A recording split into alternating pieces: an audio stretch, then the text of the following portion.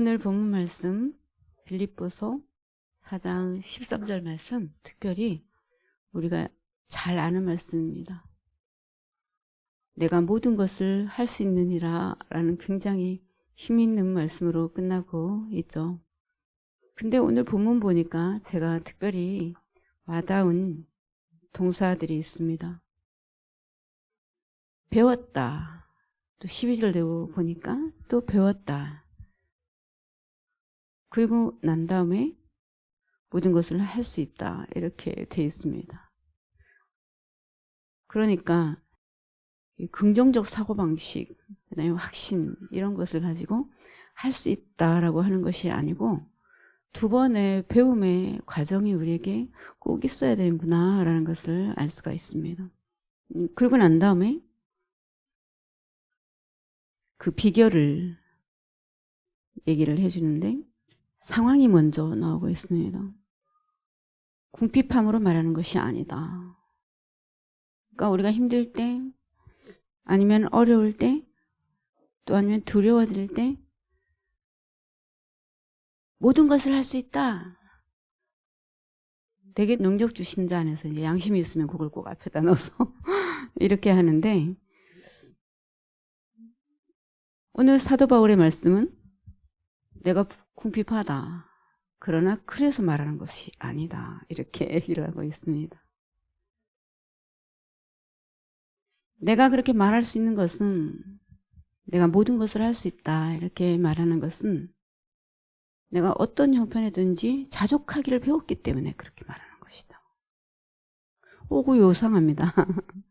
자족하기를 배웠다. 이렇게 하면은 뭔가 이렇게 태평스러운 마음, 느긋한 마음, 뭐 상황이 그러면 어때? 이러면 어떠리, 저러면 어떠리 하는 그런 마음처럼 느껴지는데 그게 아니고 궁핍하지만 나는 모든 걸 할 수 있다.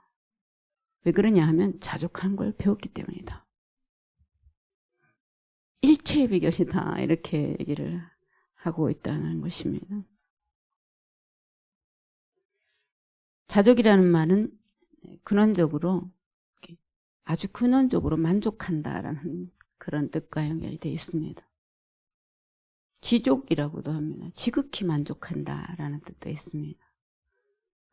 옛날 헬라 철학자들은 이 자족을 굉장히 중요한 중심 주제로 삼았어요.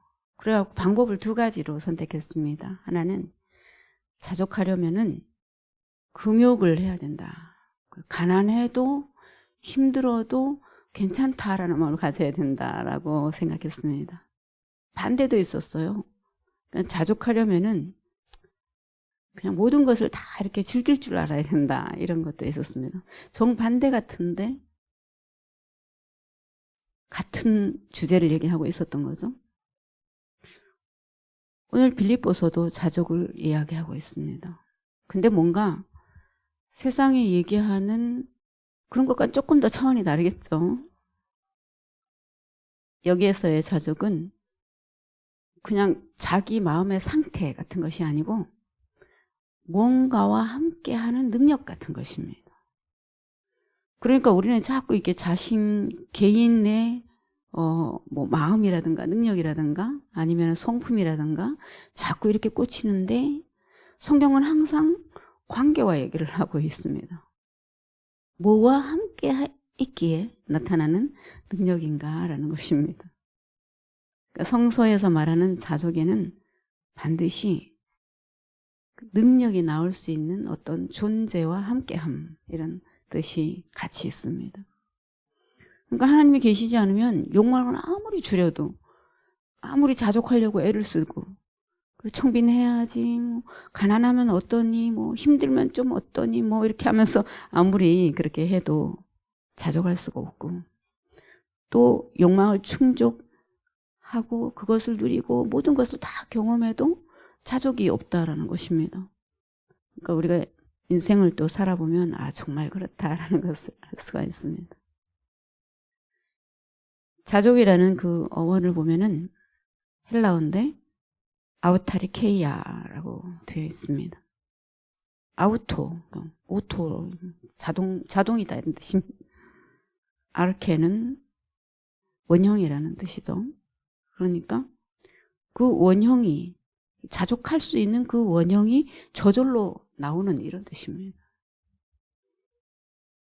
그 근원 자체, 자족의 원형 자체 안에서라는 뜻입니다. 처음 그 모든 자족할 수 있는 풍요의 근원이 있던 그때 있었던 그 존재와 함께 하는 것, 거기에 자족이 있다라는 뜻이죠. 하나님이 천지 만물을 창조하셨습니다. 그리고 환경 먼저 만드시고 아담을 두셨습니다. 그러니까 하나님, 천지 만물, 우주, 그리고 인간 이렇게 되어 있죠. 그런데 이 질서와 다스림은 순서가 약간 바뀌었습니다. 하나님, 그리고 인간, 그리고 만물입니다. 그러니까 하나님이 신의 형상을 사람에게 주시면서 이 세상을 다스리게 할 때 그 다스림은 순서와도 연결이 되어 있습니다. 온 천지 만물을 내가 만들었다. 환경을 내가 만들었다. 온 우주의 법도가 나의 뜻에 의해서 움직이고 있다. 그러니 다스려라 이런 뜻입니다. 그러니까 여기가 자족의 순서가 있는 것이죠. 만물은 하나님의 형상을 닮은 우리에게 다스림을 받는, 만물이 우리에게 의존된 것입니다. 근데 우리들이 삶에서 이것을 거꾸로 생각합니다. 환경이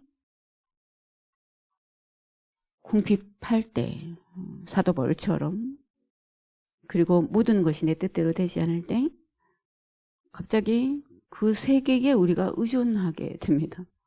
아, 내가 자족할 수 있으면 참 좋을 텐데 이 환경이 언제 풀릴까? 이 돈 문제는 언제 풀릴까? 내가 기도하는 제목은 언제 응답이 될까? 이렇게 생각이 됩니다. 근데 하나님께서요, 그 순서의 질서를 바꾸시는데 주력하시더라고요. 그래, 그 환경, 그 모든 것의 이름은 의미를 갖고 있거든요. 그러니까 아담에게 해석하는 권한을 주시고, 그리고 그 모든 만물들에게 이름을 붙이게 하셨습니다. 이름 붙이는 자에게 이 만물이 의존돼 있다. 네가 나와 함께 한다면, 이런 것이죠. 그러니까 만물은 해석하고 다스리는 인간에게 의존하고, 그리고 인간은 하나님께 의존합니다. 이것이 바로 자족과 풍요의 가장 중요한 원형, 자존의 실서, 아우타르케이아의 원 구조였습니다. 그러니까 맨 마지막에 있는 무엇이든지라는 그 능력은 이 아담이 살고 있던 에덴 상태의 굉장히 중요한 복과도 같았습니다. 아담은 에덴 동산에 굉장히 큰, 두 사람이 살기는 너무 넓은 면적에 살고 있었습니다. 무엇이든지 있었고, 무엇이든지 먹을 수 있었고, 무엇이든지 다 가했습니다. 그 넓은 면적을 다 사용해서 농사를 지을 수도 있었고, 그 넓은 면적을 다 사용해서 그냥 편안하게 놀고 먹고 또 마시고 그렇게 살 수도 있었습니다. 아니면은 나는 그냥 자족해라고 생각하면서 그 모든 넓은 들판을 바라보면서 한 10평만 사용할 수도 있었습니다. 이럴 수도 있고 저럴 수도 있었습니다. 마음이 가난해서 10평을 사용하는 것이 아니고 마음이 부유해서 그 전체를 사용하는 것도 아니었습니다. 그것은 주시는 자의 능력 안에서 얼마든지 자기가 자유롭게 할 수 있는 그런 것이었습니다. 상관이 없었습니다. 조금 사용해도 괜찮았고 많이 사용해도 괜찮았습니다. 예수님께서 이 땅에 오셨는데 왜 전 세계를 다스리는 왕으로 오시지 않았을까요? 얼마든지 그럴 수 있으시잖아요. 그러나 그분은 아주 작은, 그리고 또 비천한, 그렇게 느껴지는 그 작은 지역에서 하나님께서 원하시는 만큼의 사역을 하고, 특별히 12명의 제자들과 그리고 따르는 제자들의 무리, 나중에 보니까 70명 되고 500명도 되고 그랬던 것이 밝혀졌습니다. 그리고 성령이 함께할 때 그 제자들은 정말 셀 수 없는 많은 수였고 전 세계에 퍼졌습니다. 무엇이든지 가했습니다. 그것은 그 작은 한 신의 아들 예수 그리스도 안에 숨겨두신 무엇이든 다 가하고 하나님께서 주시는 그 능력 안에서 아무리 작은 것을 사용해도 모든 것을 할 수 있는 그런 것이었습니다. 그런데 무엇이든지 라는 말만 남고 내게 능력 주시는 자 안에서 자적의 근원 안에서 이것이 빠지고 나자 죄가 들어왔습니다. 그들은 그 무한의 에덴 동산이 갑자기 이상한 결핍으로 느껴지기 시작했습니다. 그리고 선악과에 꽂히기 시작했습니다. 왜 저거는 하지 말게 할까라는 생각에 꽂혔습니다. 질서가 무질서로 변하고 이제는 사람끼리 서로 의존을 해야 되고 자연에 의존되어야 하고 자연은 횡포를 부리기 시작했습니다. 자족이 깨어졌습니다. 자족에 함께하던 그 능력이 이제는 함께하지 않게 됐습니다. 그러니까 자족에는 하나님이 필수였습니다. 모든 질서, 소명과 관련된 모든 자원, 다스림, 그분이 우리에게 능력 주시기를 원하는 모든 보석들, 그분의 뜻과 능력 안에서 우리는 무엇이든지 할 수 있습니다. 그것은 얼마만큼 가져야 되는 소유 문제가 아닙니다. 그러니까 어느 정도 가난해야 될까? 그러고 나서는 자기의가 살아서 이건 이렇게 해야 된다 저렇게 해야 된다 너희들은 그렇게 편하게 살고 있냐 이렇게 막 얘기를 합니다. 어느 정도 부자로 살아야 되냐 그런 문제도 아닙니다. 바울은 빌립보 교회에 편지를 보냈는데 나는 모든 능력을 가지게 됐다. 결과적으로 모든 것을 할 수 있는 능력이다. 보니까 그 할 수 있는 능력의 요소들이 나오고 있습니다. 나는 비천에 처할 줄 알게 됐다. 와, 이게 능력이었군요. 모든 것을 할 수 있는 능력이군요. 주님께서 우리에게 원하시는 모든 것은 우리는 모든 것을 할 수 있습니다. 우리는 비천을 통해서 더 마음이 겸허해지고 하나님을 의지하게 되고 하나님의 귀중한 그런 성품과 그리고 주께서 하시는 일의 기적을 보게 됩니다. 우리는 풍부하에 처할 줄도 알게 됩니다. 하나님께서 우리를 위해서 예정하신 많은 보석들이 자원들이 얼마든지 우리의 배부름과 부요와 사역을 위해 또 쓰일 것이라고 믿습니다. 나는 배고파봤다. 돈이 많이 있을 때도 있었다. 감옥에도 갇혀봤다. 최고의 학교에도 다녀봤다. 나는 하다못해 정말 많은 사람들이 원하고 그리고 소유하고 싶었지만 가질 수 없던 로마 시민권도 가지고 있었다. 어떤 형편이든지 가장 중요한 것은 그 많은 경험을 내가 했다라는 게 중요한 게 아니고 그 많은 어떤 경험이라도 내게 올 때 나는 그것을 자족할 수 있는 능력을 가지고 있다. 그리고 그것은 삶을 통해서 배웠다 이런 뜻입니다.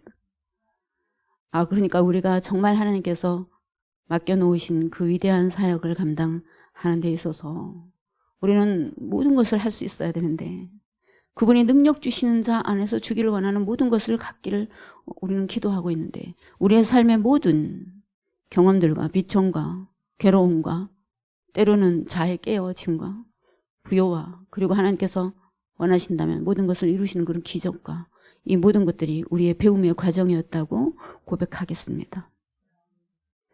그리고 나서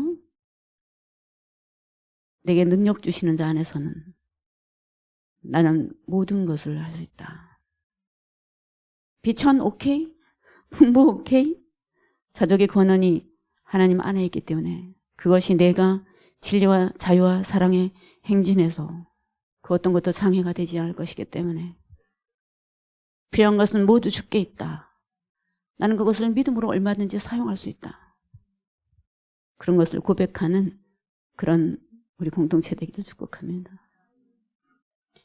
자족은 환경에 묶이고 매이게 하는 모든 자해장을 초월하게 하는 그런 힘입니다. 우리가 기도할 때 느끼는 것은 이 중력의 법을 벗어나는 힘 같은 것입니다. 나를 계속 메고 있던 죄와 사망의 법에서 계속 고민하게 하던 두려움과 염려에서 나를 조그맣게 만드는 그러한 작은 집중하게 만드는 그러한 짐에서 벗어나면서 마치 우주선을 탄 것처럼 빛의 속도로 빛의 능력으로 어둠에서 싹 벗어나지면서 내가 참 인간이구나 라는 것을 느끼게 됩니다. 그분의 안에서 우리가 누리는 모든 것들은 정말 진정한 인간이란 무엇인가 라는 것을 알게 해주는 그런 것과 같습니다. 인간만이 이 우주 안에서 자기 중심의 자아를 초월할 수 있는 능력을 가진 그런 인간입니다. 그것은 아무리 부요한가? 부요와 부유는 좀 다르지만 그런 어떤 소유의 문제와는 조금 다른 어떤 것 같은 것입니다. 자기를 초월한다는 것은 자기를 넘어선 어떤 존재를 인식한다는 것이고, 그리고 자기 중심의 작은 것을 부정해가면서 더 큰 가치를 위해서 살 수 있는 위대한 품격 있는 능력 같은 것입니다. 인간은 요한한 세상과 시간과 공간 속에 제한된 존재임에도 불구하고 하나님의 은혜로 무한한 영혼을 상상할 수 있고 궁극적 의미에 대해서 물을 수 있고 자기를 초월하면서 비로소 자기를 넘어선 어떤 존재들에 대해서 관심을 가지게 됩니다. 우리의 신앙이 그래야 될 줄로 믿습니다. 기도가 깊어질수록 자기만 자꾸 생각나는 사람들도 있습니다. 내 문제만 더 깊이 집중되는 사람들도 있습니다.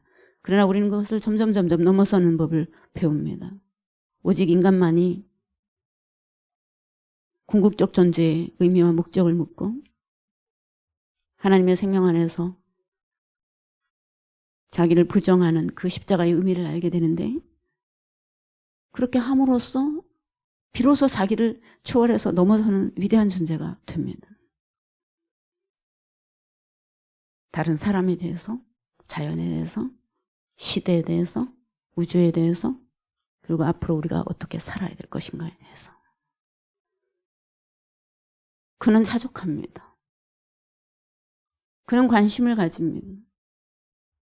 주님, 당신 안에 있을 때 저를 붙잡고 있던, 메고 있던 그런 모든 것들이 의미를 잃고 우리는 그것을 넘어서서 주님께서 관심을 가지고 있는 그러한 이 시대에 대해서, 세상에 대해서, 타인에 대해서, 역사에 대해서 어떻게 우리가 그런 신의 뜻과 마음을 가질 수가 있겠습니까? 지금? 그것이 가장 인간다운 공통적 자질이었습니다. 그리고 거기에 하나님께서 그것을 할 수 있는 가장 중요한 덕목, 자족이다. 이 말하면 괜찮다. 그냥 그 정도의 태평이 아니다. 너에게 주어진 모든 인간다움 그리고 새로운 세계를 만들어가는 그런 많은 자원의 능력이 너에게는 무엇이든 가하다는 뜻이다. 때로 힘들 때가 있을 거다. 그러나 그것이 주의 일의 계기를 위해서일 거다. 많은 자원들이 기다리고 있고 사람들이 인정하는 그런 시절도 올 거다. 너희의 오만을 위해서 그런 것이 있는 것이 아니고 주의 나라를 위해서, 새로운 창조를 위해서 그런 때도 있을 거다. 모든 것이 가하다. 그러니까 이 자족을 연구한다는 것, 그리고 자아를 초월할 수 있게 하는 그런 능력을 연구한다는 것은 정말 심오한 종교의, 인간의 가장 본질적이고 심오한 그런 성품을 연구하는 것과 같습니다. 그것을 초월한 사람들, 공동체는 자기 삶의 통일성이 있습니다. 막 휘젓는 그런 느낌을 많이 사라지게 됩니다. 행복합니다. 왜냐하면 사는 자부심이 있습니다. 그러니까 가장 인간다운 그런 가치와 자부심에 우리의 자아 정체성의 굉장히 깊은 곳에 하나님과 함께하는 그런 자족함. 그리고 나는 주님의 뜻이라면 무엇이든지 가하다. 내가 섣불리 이것은 옳다 그러다, 이것은 돼야 된다, 안 돼야 된다, 그렇게 함부로 재단하지 않을 것이다. 그럴 때 인간은 삶의 역경 속에서, 고난 속에서 더 큰 의미와 가치를 발견하게 되고 타인의 고통에 대해서 눈여겨보게 되고, 그 다음에 부요함을 누림으로써 그런 세상의 고통이 사망의 법 속에서 어쩔 수 없는 비극의 운명이라는 것을 이해하면서 기도하면서 그리고 주님께서 주시는 그 성령의 열매들의 풍요함을 가지고 그리고 우리에게 주어진 모든 것을 이루어낼 수 있을 것입니다. 자족은 상황을 넘어선 초월적인 마음 상태, 매이지 않는 상태, 가장 근원적인 가치 속에서 가장 근원적인 것을 의존하기 때문에 아무 것에도 의존함으로써 오는 결핍과 고통이 없는 상태, 그런 것입니다. 그러니 그 모든 것은 그냥 전능이라든가 만능이라든가 내가 하고 싶은 것을 다 할 수 있다든가 이런 유치한 얘기가 아닙니다. 비천도 궁핍도 부요함도 우리에게 주시는 모든 위대한 가치들도 주님의 뜻 안에서 능력 안에서 나는 그것을 모두 누릴 수 있고 사용할 수 있고 그리고 할 수 있다라는 그런 것입니다. 이제 우리는 자족을 배우고 배워가고 있습니다. 여러분의 삶 속에서 마음속에서 그런 것이 느껴져요. 그것이 가장 중요한 보석이라고 저는 믿습니다. 때로 우리는 실망하고 때로 우리는 굉장히 최선을 다했기 때문에 지치기도 하고 그렇습니다. 그러나 가장 근본적인 이 기뻐하는 자족하는 그 만족을 배웠기 때문에 성령의 인도로 내 삶이 가장 안전한 기반에 서 있다는 것을 배웠기 때문에 인간의 욕망에서 탐욕에서 풀려난 자유, 이젠 더 이상 환경이나 소유가 나를 지배하지 않는다. 나의 삶은 질서가 아주 질서정연하다. 가장 근원 대신 그분의 다스림 안에서 가장 인간다움, 이 세계 만물을 다스릴 수 있는 권한을 그리고 나의 소명 속에 그것이 나의 삶 속에 흐르면서 나는 그 모든 탐욕의 지배와 자아에서 벗어났습니다. 나는 모든 것을 할 수 있습니다. 바로 이것이 사도 바울의 위대한 증거였습니다. 요셉은 보디발의 집에서도 형통했고 자족했습니다. 감옥에 들어가도 자족했습니다. 비천에 처해도 자족했습니다. 자족은 형통의 새로운 이름입니다. 그는 총리가 되어도 형통했습니다. 자족했습니다. 총리가 되면 자족하고 형통하고 감옥에 들어가면 비참하고 못난이가 되는 그런 것이 아니었습니다. 죽음이 다가와도 형통한 사도 바울은 그것을 얘기하고 있었습니다. 죽음이 다가올 때 우리의 육신의 몸은 벌써지지만은 그러나 형통의 자존의 근원 되시는 그분과 함께 있다. 나는 내 삶의 모든 형편 속에서도 그분과 함께하는 이 자족의 원리를 잃지 않았다. 그러니까 기쁘죠. 어떤 것이 없어서 자족을 못하고 어떤 것이 있어서 형통한 그런 거 아니다. 나는 나의 능력을 가장 때에 맞게 그분의 때에 맞게 쓸 수 있다. 예수님은 십자가에서 천군 전사를 불러서 군대를 불러서 얼마든지 벗어날 수 있는 능력이 있으셨지만 그러나 그분에게 능력 주신 자 안에서 그것을 제한할 수 있는 능력이 있었습니다.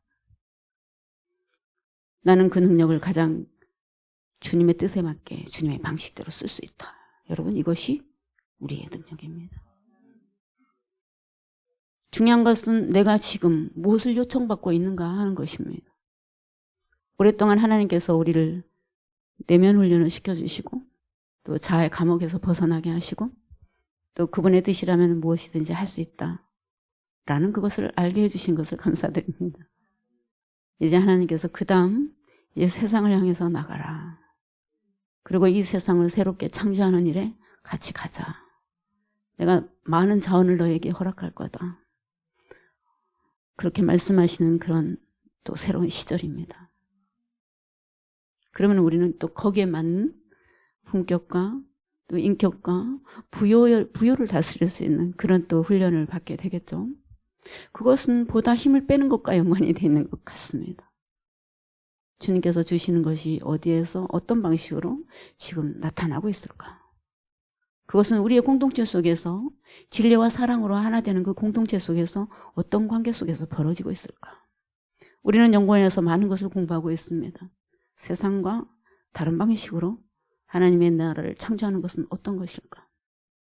세상에서는 상사와 부하 직원 같은 관계인데 여기서는 하나님의 뜻을 받은 그런 소명자들로서 각각 그 지체에 맞게 그렇게 해나가는 그런 기업 발언은 어떤 것일까? 예수 그리스도의 몸된 공동체가 서로 사랑하고 그렇게 가는 그런 공동체인데 정말 그 근원적 질서의 아름다움이 정말 쫙 그놈부터 흐르는 그 안전함이란 건 어떤 것일까? 우리는 무엇이든지 할 수 있고 성령의 사람으로 자기 자아를 초월하면서 이 세상을 치고 나라는 비상하는 삶을 살기를 축복합니다. 땅을 살지만 하늘을 날아다닐 수 있는 그런 삶을 살기를 축복합니다. 순간을 살지만 영혼을 살고 유한을 살지만 무한을 살아가는 그런 놀라운 신앙의 자유, 초월하는 자유, 자족하고 기도하고 분별하면서 무엇이든지 누릴 수 있는 자유. 우리는 무엇이든지 할 수 있습니다. 그러면 감사하는 마음이 생깁니다.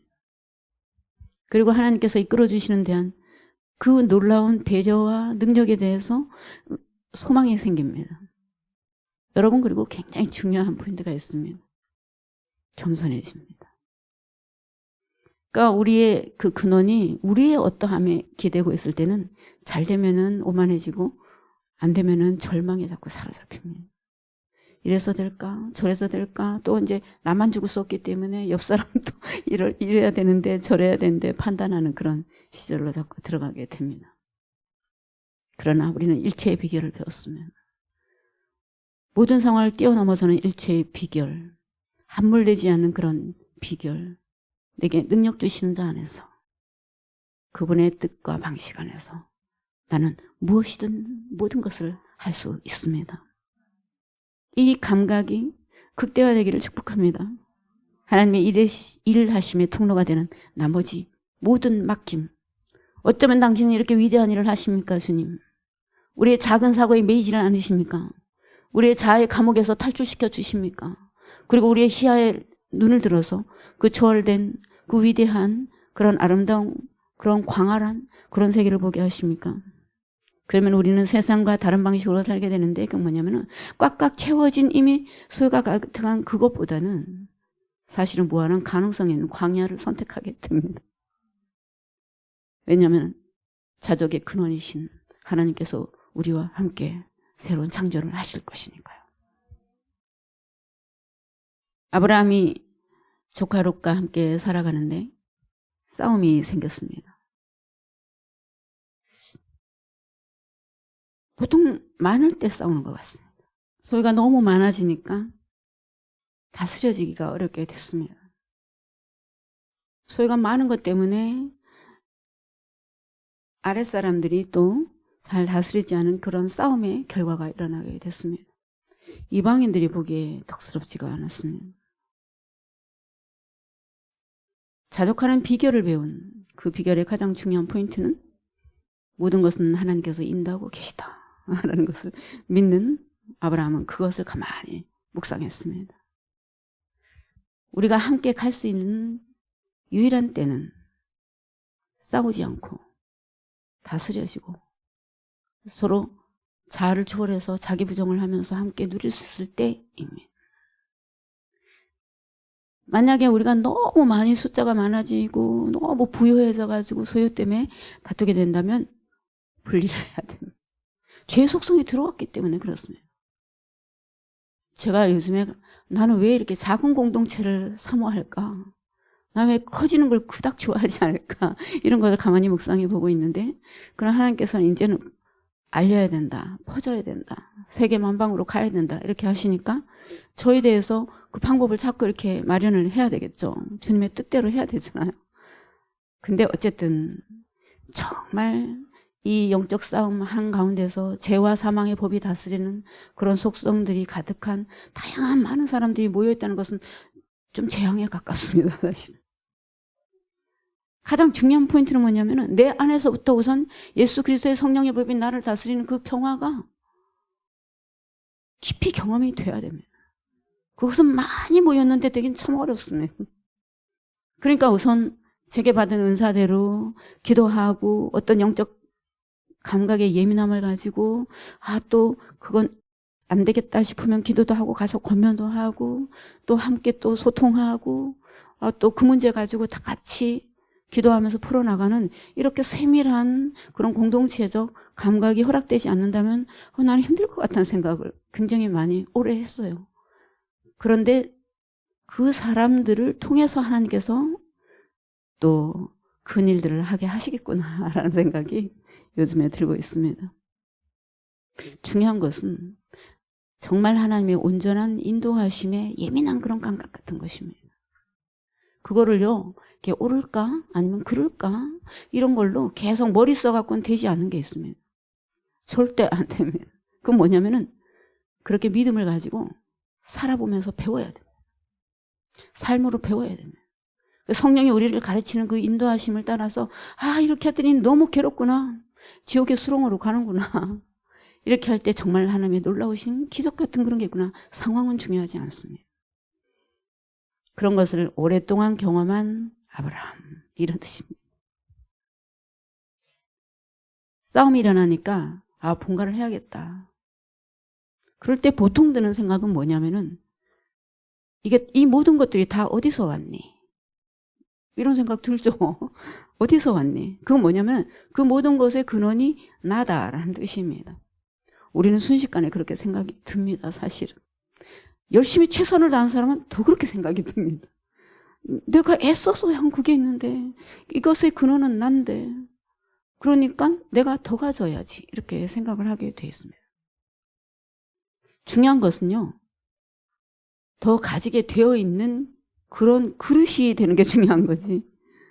자기가 그것을 억지로 또 환경 중심으로 집중한다고 되는 것은 아닌 것 같습니다. 모든 좋은 것들은, 모든 보석들은, 모든 자원들은 그것을 다스릴 수 있는 사람에게 그냥 겸손하게 따라오는 것 같아요. 룻에게 선택하게 했습니다. 저는 그것을 아브라함이 늘 자기 조카와의 관계 속에서 그래 너는 어떻게 생각하니? 네가 하고 싶은 걸 해라 이렇게 했다고는 생각하지 않아요. 아브라함은 항상 어른 노릇을 제대로 했습니다. 기도도 했습니다. 그리고 이 쌈이 어디서 오는 풍파라는 것을 알고 있었습니다. 그것은 죄와 탐욕에서 오는 일이었습니다. 그리고 아마도 롯의 그런 그 하인들이 같은 어떤 영적인 흐름을 갖고 싸움을 일으키는 그런 어떤 트리거가 됐을 수도 있습니다. 사람의 삶과 그 다음에 맥락을 보면 이해할 수 있는 것들이 있잖아요. 그러니까 아브라함은 먼저 선택하게 했습니다. 이왕이면 하나님께 물어보고 척박한 땅을 선택하면 좋겠다. 만약에 이렇게 해서 롯이 그렇게 선택했다면 그냥 이사를 가면 됩니다, 여러분. 그렇지 않아요? 정말 이렇게 소돔과 고모라 그 하나님의 동산 같은 거기는 풍요한 곳이었습니다. 그 풍요한 곳을 따라서 어딘가에 정착을 하려면은 거기에 적응을 해야 되고 거기에 문화를 따라야 되고 거기 이미 다 세워진 곳에 어떤 한 부분을 차지해야 되는. 롯은 철저하게 그렇게 했죠. 그 결과는 우리가 잘 알고 있습니다. 아브라함이 선택한 것은 넓은 광야였어요. 그건 선택이 아니라 정말 하나님의 뜻을 알고 그 길을 따라가는 사람들은 그냥 자연스럽게 그렇게 길이 열리기도 하고 다른 사람이 다른 걸 선택하면 남은 것이기도 하고 그리고 기도할 때 보여주는 그런 곳이기도 합니다. 롯은 아니나 다를까 아브라함이 예측한 대로 소돔과 고모라를 선택했어요. 남은 땅은 어디였냐면은 반대 땅이었어요. 황량한 광야였어요. 어마어마하게 넓은 땅이었어요. 만약에 롯이 아브라함의 뜻을 따라서 늘 기도하는 가운데 이렇게 좁아서 자꾸 싸워요. 그러냐? 우리 기도해보자. 저기 굉장히 빈 땅에 있다. 이 넓은 땅에선 싸울 일이 없다. 우리 넓은 땅으로 같이 갈까? 가장 좋은 시나리오가 될 수도 있습니다.